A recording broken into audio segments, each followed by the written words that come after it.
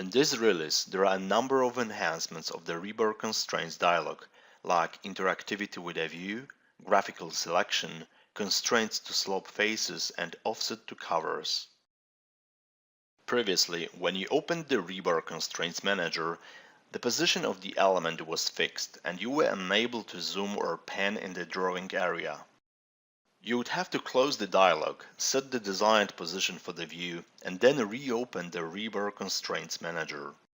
Now, after accessing the Edit Constraints dialog, you can zoom to the scale that is the most useful so that everything is visible and clear. Previously, in the Edit Constraints dialog, to choose a constraint target, you had to pick one from the drop-down list.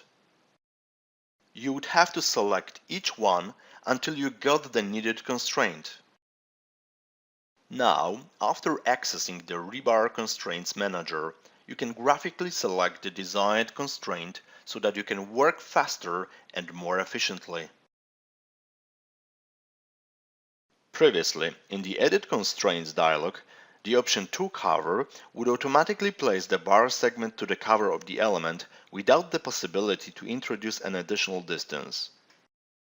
You would have to make some calculations to introduce the correct distance.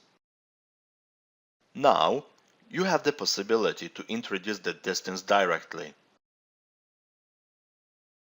Right now, any segment of the shape can be constrained to an inclined face.